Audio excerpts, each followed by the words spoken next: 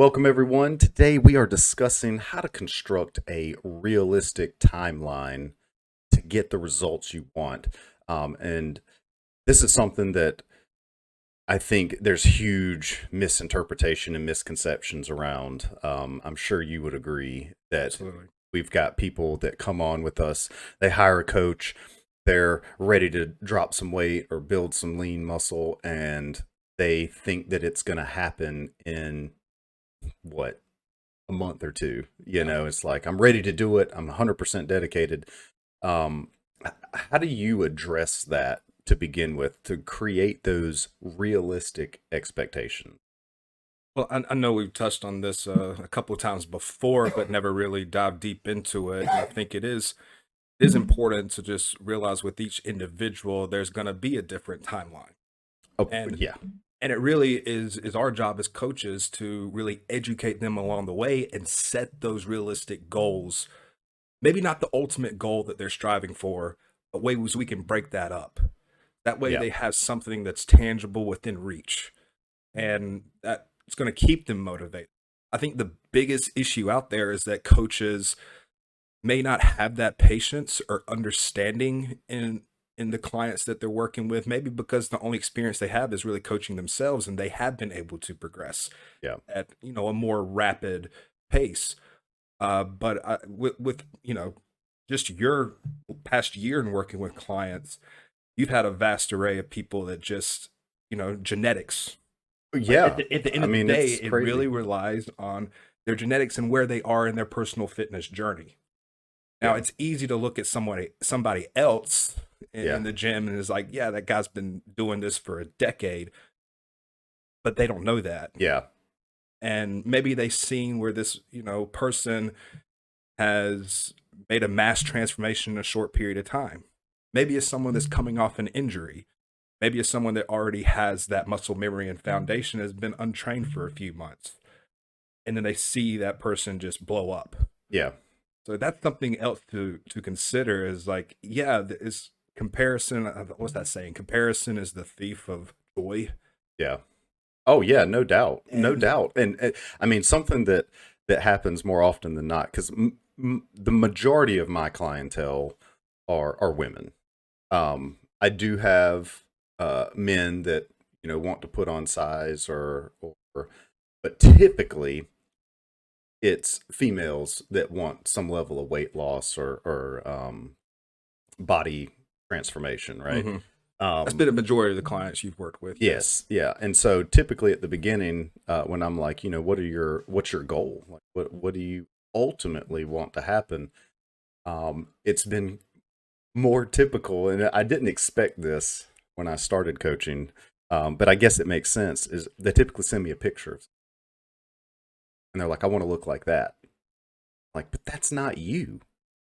Like that's barely them, and like that could be photoshopped. Like you pulled that off Yeah. of Google or Instagram or something like that. You don't know that person, what they've done, how long it's taken them to get to that point, and and I think the going to the comparison is sometimes you see these transformation pictures from other coaches or people that have trained themselves, and they look at a picture that was probably from years ago, and then they make it like 6 months, or they work with lighting effects or Photoshop details and stuff like, and they change the after picture, and they make it look like this happened in 60 days. It's like it didn't happen. And if it did, there's something they did before they started, or some way they posed themselves in those before pics, right? So um I think you're absolutely right. Like the comparison is the thief of joy, because that is an all too true statement. So, with our typical plans, we do like a minimum 3-month commitment. Yeah. There's definitely a reason for that. Yes, and the typical reason is as a coach, it takes time to learn Hmm. your client's body and how they respond to different things. And sometimes it takes more than 3 months. And it's not necessarily a failure on the coaching side. It's just it's hard. Everybody's so different. Everybody has different strengths and weaknesses. And then it comes down to how It's a huge dedicated they are. undertaking when they're Yeah. doing everything all at once. It's a complete lifestyle change and overhaul Yeah. and behavioral conditioning, what we talked about in another podcast. Why Yeah. it's just that's a majority of what we do as lifestyle coaches Yeah.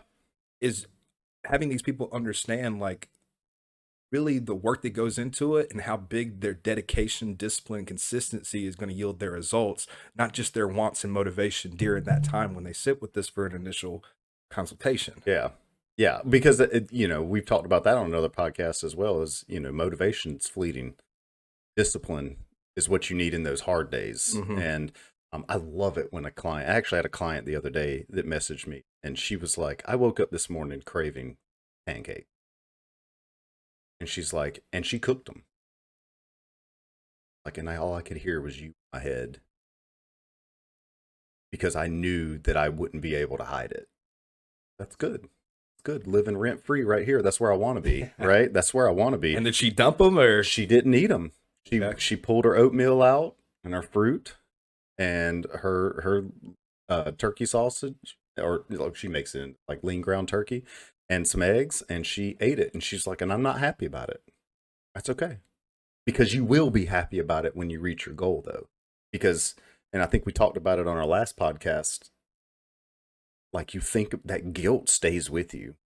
Because then when you don't reach that goal in that time frame that you had, you're going to be thinking about those pancakes.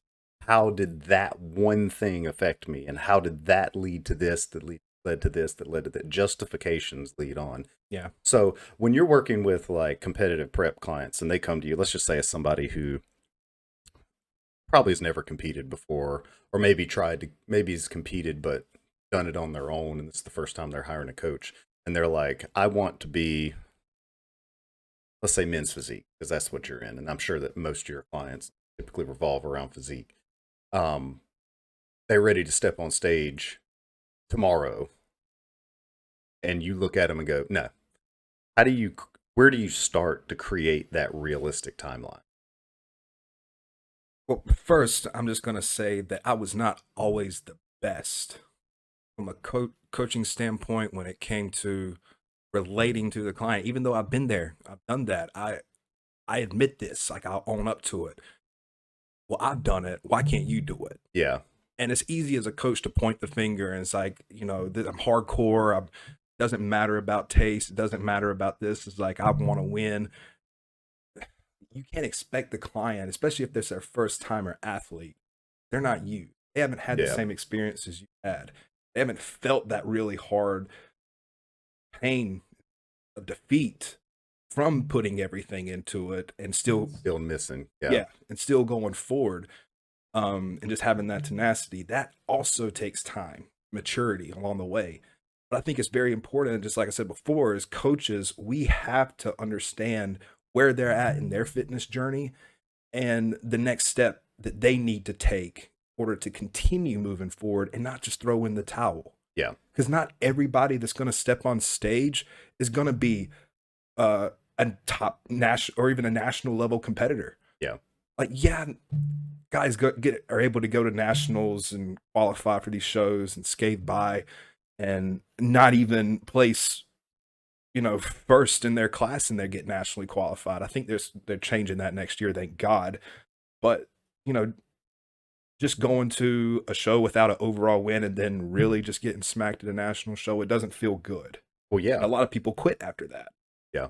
And I think it's very important just to understand is like, as coaches, it's also like, we're right there with you and want you to be at your best, whether that's, 3 months from now, or it's going to take us an extra 6 months. It's going to take us an extra year. Yeah. But I can see, I hate using the word potential, but where they're at currently, and see the progress we've made working with each other. Like a client comes to mind, I'm not going to say his name, but it's been over a year and he hasn't stepped on stage yet, but he's not ready. Yeah. And he understands that. And it's not like a coach, like just stringing him along the way just so he pays me more and more. And I And I'm sure understand. that comes up. Yeah, I'm sure that yeah. comes up. Yeah. They're paying us for a service, and they expect for us to follow through and get them there. But I don't like putting athletes on stage like lambs for slaughter just to get annihilated and crushed, and for them to fall out of love with bodybuilding. Yeah. I think Yeah. there's so much that people can get from bodybuilding that may not never go pro, but just to be able to find themselves and be the best version of themselves and know what it's like to really face those obstacles and still overcome them. And there's a lot of people that make great coaches that get into the supplement industry, and because of their experience through bodybuilding, the network and connections they've made, have been successful, been able to create, social media platforms that make more money than what pro athletes make nowadays. So there's so much out there and good positive things that can come with it. Yeah. People have that right mindset and are in it for the long run, not just for, I'm doing it for what people think of me, or just to get there as fast as possible. You have to do it for you and you Yeah. alone. It has to be something that you're really bought into, especially in bodybuilding. Like Because it is a it's- gamble. Yeah. Like when I first started, if you told me, it's going to take this long, it's going to, Yeah. Would you have still done it? yeah, Yeah. I've said that so many times and it still holds true. Is just like at some point my goals and shifted. Of course, when I first started out, it was for different reasons, like a lot of guys. Yeah. For the vanity, it was for social media, and then it just really evolved into something else that I found I was good at. Yeah.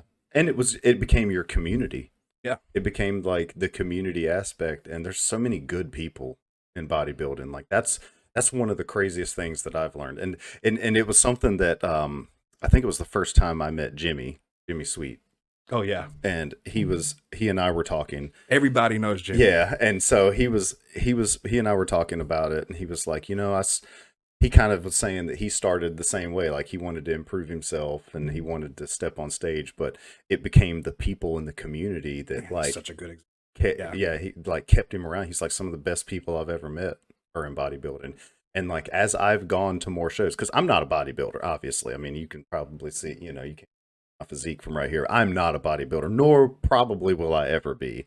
That's just not something that I'm passionate about, right? But I love going to the shows because and I think I've said this in another podcast when we were talking about my career, and what got me into the fitness industry was the people who are in constant pursuit of bettering themselves.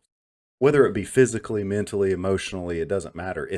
All of And that is bodybuilding wrapped up. encapsulates all of that. Yeah, Really, and yeah. really We see the the physical whole product. the but whole it's fitness everything. industry does. Just people go into the gym in an effort to improve themselves aesthetically, see beneficial results mentally and emotionally. Like that may not be the original cause, but I think I talked about it last week. That's the unintended benefits of creating or starting this journey. So as far as like actual physical timelines for somebody, let's go to like more like lifestyle coaching, somebody who's just wanting to, let's say lose weight, like weight loss, and they come to you and they're like, all right, I want to lose, X amount of weight. How do you create that realistic expectation?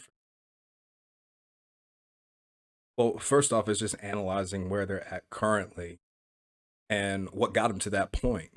And it's also just helping them educate them and help them understand that, yeah, in order to lose weight, we can put you on a crazy calorie deficit. We can get Yeah. to that goal pretty fast. But what's going to keep the weight off is Yeah. building muscle. Yeah. And guess what? Specialist in that. Yeah. I know how to build That's- muscle, but a lot of women and men, we've heard it from men too. It's Yeah. funny. It's never true from men, but some women are scared of weights. Oh, for sure. I mean, don't want that's to get too big. yeah. I hate that. I hate that I don't so want to bad. get too muscular. That's a huge misconception with how people have projected what true weight loss should be. Because I always have to tell my clients, like, we're not focused around the number. The number is a unit of measure. Like, I want you to lose weight, right? I want you to hit your goal, but we are looking at body composition changes. And so I coach my sister. She actually messaged me this morning. Today's her check-in day, and her goal has been losing weight, right? And so last week she dropped a little bit. This week she didn't drop a pound, but she's seen solid composition changes. And I was like, but you didn't gain weight.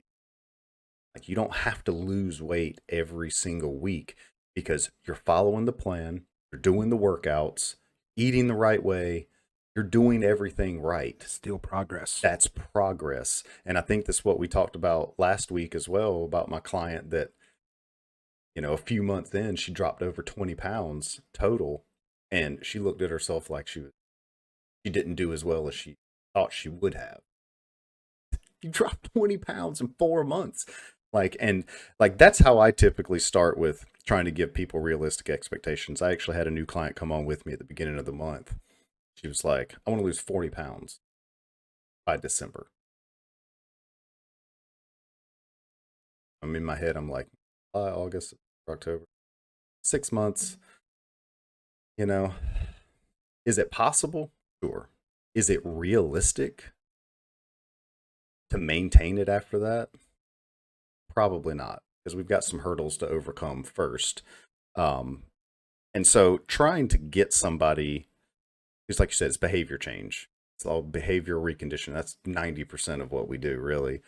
And finding out what their triggers are, when life happens and everything falls apart and they revert back to something else instead of sticking to it. Mm-hmm. Those are the areas that you really have to focus on, and those things come into play more often than not. Somebody hitting their goal in a realistic. I usually like to tell clients, we're looking for anywhere from 1 to 2, maybe even 3 pounds a week, but we're really looking for 1 pound a week if you're looking to lose weight, is realistic. But that's not everybody, because some people are already working out. Some people are already eating okay. They're just not tracking it. It's not consistent. Some people like to eat really, really good Monday through Friday and then eat like absolute dog shit on the weekends. And they just repeat the cycle. And then they're like, I don't know why I can't lose weight. Really? Really? You can't go out and binge eat and drink all weekend and expect to actually see the result. You're basically just going to maintain what you're doing. You're working all week to sabotage all weekend. And not to say that those kind of events, if you go out and there's a special occasion or whatever, that you can't, go a little overboard, but it has to be harnessed and it still has to be planned. Well, what kind of strategies can we use as coaches other than just giving like a weight goal expected to be dropped each week? What is something that we could, implement leading up to that ultimate goal, but set those small markers? What are some examples of that? I think the most important thing is, first off, as a coach, you have to establish a level of trust. And it takes a little while to do that. It takes a minimum of a month to really establish trust, unless you already know the person or they have been referred to you by somebody who saw good success and kind of talked you up, and they come in trusting you. But sometimes that trust takes some time. And so I think it's important to establish that trust, but it really comes down to the client being super open and honest with themselves and with me to be able to establish what is a trigger for you. Because some people are stress eaters. Some people are stress not eaters. Both of those are a problem. Some people are snackers. Some people are social eaters.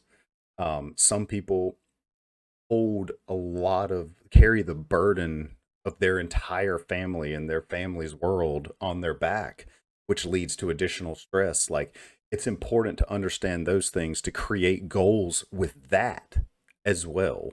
And so whatever your overall goal is, let's say you want to lose 20 pounds next 4 or 5 months, say 4 months, right? You want to lose 20 pounds in 4 months. Okay, that's a realistic goal. However, what are we going to do about the fast food you're eating twice a week? twice a day sometimes.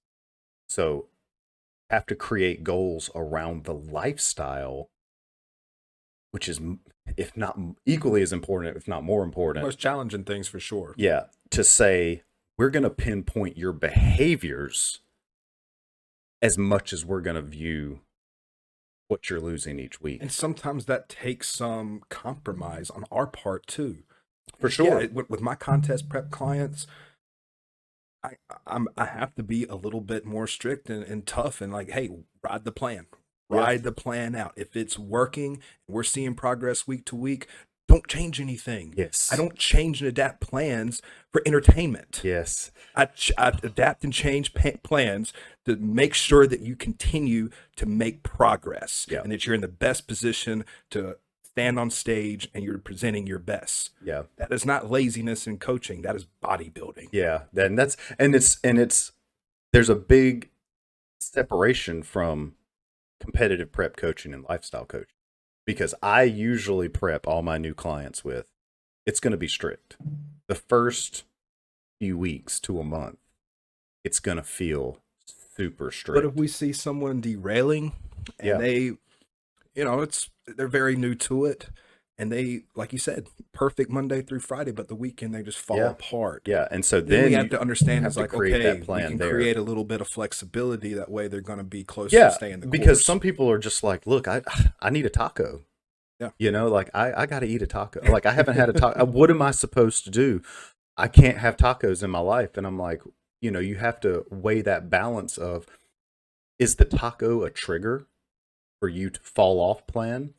Or is it going to be something that I can input occasionally into your plan and say, hey, but if you have a taco sometimes and it reinforces the plan, then it's worth it, right? Sweets, those aren't going to help you lose weight. Those aren't going to help you build muscle. Sugar provides absolutely nothing for your body, especially in the processed form. Like, it's just toxic, really, to your body. However, and we have a mutual client that we work with, and he's been very open about, look, sometimes I need like one of these small Reese's cups, and he can eat just one, and that's all he needs. And that helps him reinforce that plan, because it's a craving and it's going to build.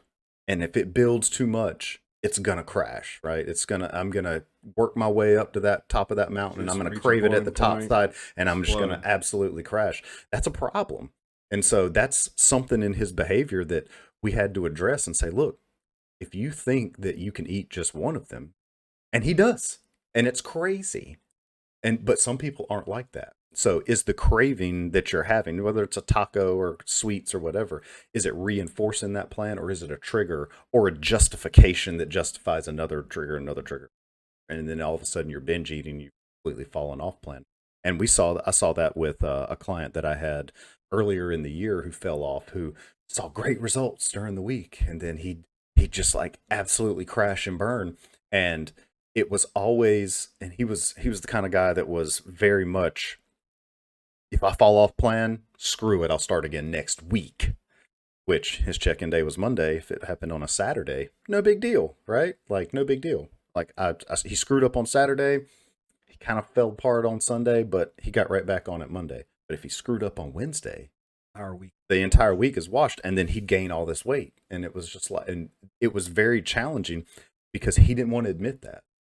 He didn't want to hear that was the problem. His behavior was the problem, not the plan. And I think to an extent he knew that, but then he quit because he wasn't seeing results, and he's paying this money to not see results. And unfortunately, there's something, you can't help everybody if they're not willing to help themselves. But I'm really big into trying to find those triggers and what influences people. And unfortunately, to eat like, off we can't help everyone. Yeah. That person It's doesn't sad, want to help themselves, and if it's not worth it to them, I mean, we can preach to the choir all day. Yeah. It's not going to make a difference with that internal motivation, intrinsic motivation. not there. Yeah, and some people think that it's like, well, I hired a coach, so now I'm going to see results. It's like you still have to do the work. You still have to do the work. It doesn't come down to just paying money, and we see this in personal training a lot, where people think like, I hired a personal trainer, so I'm gonna go work out with a personal trainer. I'm gonna get in better shape. I can eat however I want. And it's like, well, I mean, you can, and you're going to see results because you're going to be pushed harder in the gym. But if you're only doing it once a week and then you're not working out the rest of the week and you're eating fast food all day, and then you come to me and complain that you're not seeing results, well, what'd you expect? It's behavioral It's not conditioning that magic. comes with that It's not too. magic. It's not, you're not paying money for a magic answer. I'm here to push you harder in the session so you get more out of your workout. I'm here to educate you on how to push yourself when you're in here by yourself. It's not me doing the work for you. That's not how it works. It's not like I can come in and take a test for you and you pass that test. I am giving you the blueprint on how you can continue to do it. And that's something that I think falls short on some people is and I think a lot of people do that with fad diets as well. They think like I bought this, I don't know, these meals or whatever, and I'm going to eat these meals, but they didn't consider the fact that I have some behaviors I need to overcome first. Because if you don't pinpoint this is a problem, that's going to be an issue. And we already have red flags, right? That we know that are going to come through with certain people as soon as they tell us. For me, it's, they did really good the first week. They're like, all right, so now what I'd like to do is I'd like to, have some kind of sauce added in. Can I add this in? Can I add this in? We've done it a week. We haven't even established baseline. You've just lost water weight essentially in that first week just from transitioning. You've accomplished next to nothing in week 1. Like, great, you lost 8 to 10 pounds in the first week. Great, congratulations. That's really good. You stuck with it for 1 week. And now you want to adapt? No, it's not time to adapt. And the ones who understand that and stick with it and say, well, I trust that he's got my best interest in mind, they're the ones that I begin to open that plan up flexible for in the coming weeks. But we're not there. Done it 1 week and already wanting to make and ridiculous adaptations. It's like, well, I really want some pork. Well, I'm sorry, you're not going to get any. Not from me. Like, if you want to cheat, that's something you'll have to deal with. That's something, be real with me and let me know. And that's something we'll work with. But if you want to go out and eat a bunch of bacon, sorry, that's not going to be in my plan. Because it's going to throw your fat macros way off. If you eat a couple pieces of bacon, you're a relatively small person. Your fat macros freaking done for the whole day. And I think it's important to take all of that into consideration when creating those realistic goals, not just the weight. I usually start there. Your weight goal. What's your weight goal? And then what do you expect? How do you expect? And then I try to break that down for them. Here's what we're looking at as far as potentially weight. And that's why I think, especially with my clients who do weight loss, I'm like, you only weigh once a week. Yeah. Don't even touch and I've had clients that I've had to tell, when you're done weighing in, pick up the scale, put it in a box, put it in a space far back in the top of your closet that is hard to get to. Don't touch it, because that becomes a deterrent for people who become obsessed with the number, and then they try to make adaptations throughout the week or skip meals or not eat all the meal because they think, well, I didn't lose anything today. We're looking at the week. It takes why we do it week over week and not day over day, because there's going to be fluctuation, especially and then you've got menstrual cycles, then you've got life events, then you've got birthday parties, and weddings and, like work stresses, kids. You've got all these different attributes that are thrown in to the situation. That's important to take all of that into consideration to create goals based around that too. Okay, what are you going to do when you go on vacation? What would you typically do?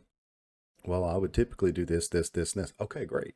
Let's just modify and tweak it a little bit. Yeah. We can make it a little bit better and give peace of mind, mitigate that hard sense of guilt afterwards. Wouldn't that be worth it? And you Totally is still worth it. enjoy it. Yeah, because everybody in we had a client who went on a cruise a couple months ago, and he was 100%. I'm gonna do it 100%. I'm gonna be on my plan. I'm gonna work out every day. There's a gym on the boat. I'm gonna kill it. He about drove his wife crazy because he had become so obsessed with that. And this is something that I've told a client here recently who's going on vacation next week when she checked in this week. I said, look, if you go in looking to be perfect 100% while you're on vacation, your whole vacation is going to revolve around. And relate to that all yeah, well. and you can't really have fun and enjoy, especially if you're going on like a family trip. You're not going to enjoy the time that you have because your entire focus is going to be around that. So let's set some goals, some parameters to work around. No fried foods, no dairy. Those are the only 2 food restrictions. How many meals are you going to eat out each day? 1, 2, 3. What meals are those going to be? Like I really dive into specifics at that point. You're going to a wedding. All right. What kind of food do you anticipate they're going to have there? I don't know. Well, what kind of food is typically at a wedding? Right? Did you order a plate when you send it in? Like I get very specific in those moments because you have a good general plan in what we're working with. But it really comes down to setting those small incremental goals for your behavior in the times that it's not convenient for you. Because when you're on a very specific schedule, you wake up at a certain time, you drop your kids off at school, you go to work, it's easier to make those meals, prep those meals because you have that time scheduled. It's become significantly an easier routine to do that. But then when it falls off, or you have a whole day off of none of that, your kids go out of town, maybe they're sleeping over something, and you can sleep in that day. Well, that's going to throw your routine off. What happens on that day? What would typically happen? Because if you don't wake up and you don't start your routine the same way, one decision leads to another decision. It's always important to help clients create that plan And to daily. find that balance, and like maybe they're not going to, rarely are they going to get 100% to their goal. For sure. I've been competing for plus, and I'm not 100% to my goal. Yeah. People are see you in the gym and be like, dude, Yeah. So it's just putting it all into my life is different. Yep. Everything revolves around bodybuilding in my schedule. It's not like that for everybody. Yeah. So yeah, and understand what you're capable of and within the parameters of your schedule and what you can realistically set for yourself, and still be better and still improve. Yeah. And I had a guy yesterday. I went to a kid's birthday party yesterday, which was brutally hot. It was awful. But I went there yesterday and, he said something to me. It was like, I just don't have time to work. And I mean, he works like 70 hours a week. And I totally understand that. Something you could.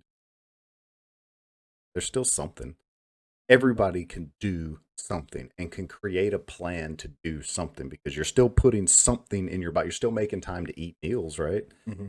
Now, maybe you can't fit 6 meals in a day. Okay, we don't have to do 6 meals. That is a parameter, and that's ideal for a male.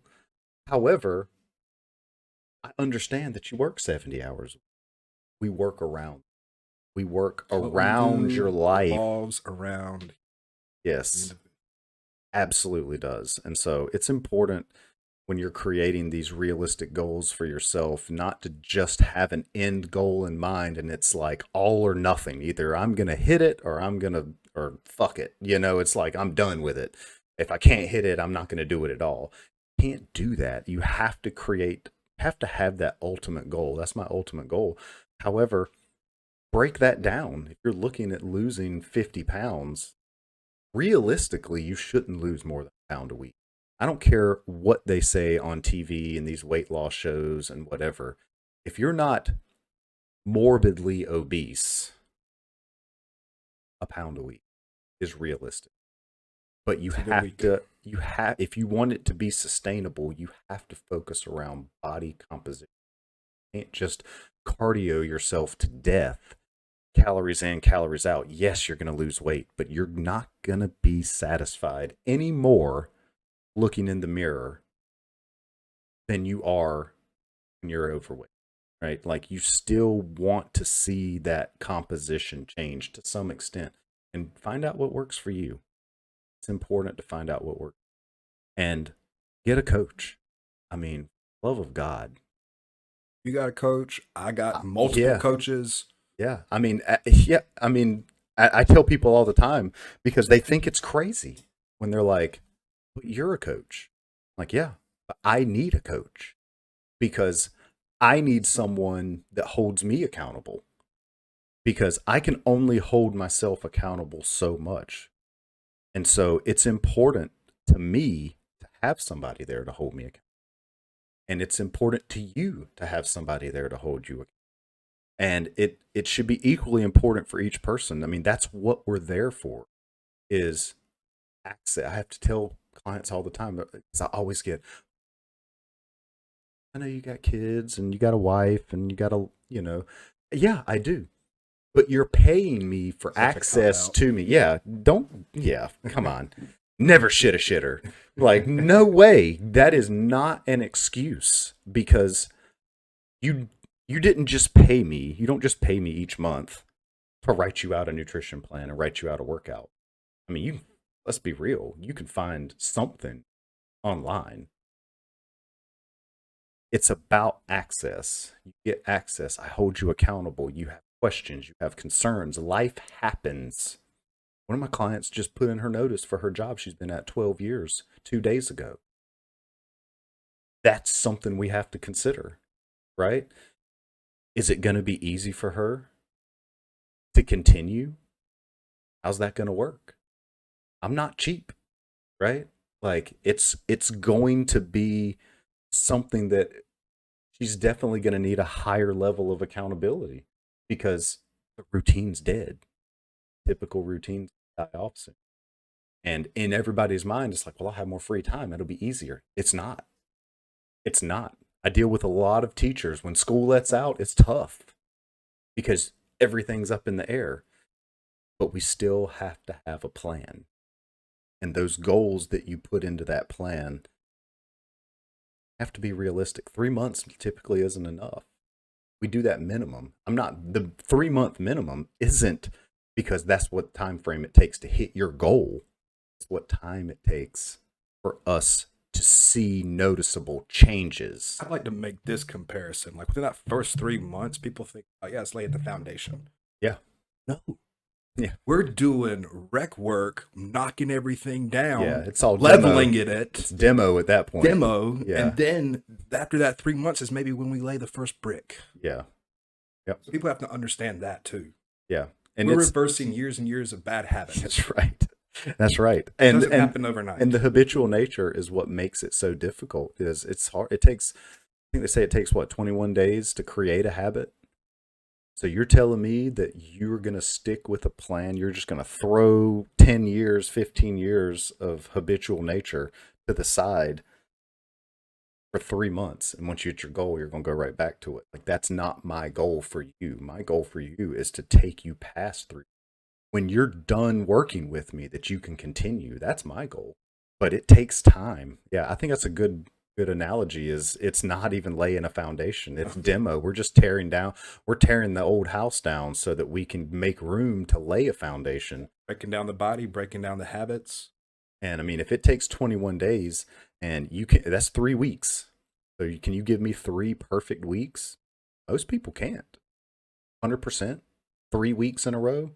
It's Right tough. out the gate. No. It's tough. And I mean, people think that it's like, oh, I'm totally dedicated. I'm going to do this no matter what, by all means necessary. I mean, I believe that you believe that. but I don't believe you because I know how difficult it is for me. I mean, you're my coach. I'm not an easy client. I'm not. I have 3 kids. They're all girls. I have a wife. All my pets are female. I live in a sea of estrogen. My life is one big ball of crying, right? It's just emotional in my life. And that makes it difficult for me, and sticking to a plan and working out is my way of escaping. Like it's become my release. And I had to let go of a lot of bad habits to do that, and I had a lot, but they're still there. So there's still some habits that are there. I mean, you can't undo a lifetime of habitual nature and expect to just be perfect at it. Like it takes Absolutely, and I time. understand that, and because of the years I've had in coaching, it's really been able to be more reflective and understanding. And I think it is our job. Yeah. It definitely is our job for us to help those and empathize with some way. Notice Yes. where they are in their journey and with their schedule and what's going to be realistic to them. I think a lot of coaches need to understand that and that into consideration is how we can get them there if every client was a robot. They're Yeah, not. that's And right. the pillars of a great coach is communication, building that trust, educate. Yeah. Yep. Exactly. Exactly. Well, that's all for this. If you have any other questions, drop them down in the comments. Make sure you hit us up with a like and a subscribe, and we will see you next time. Later. Peace.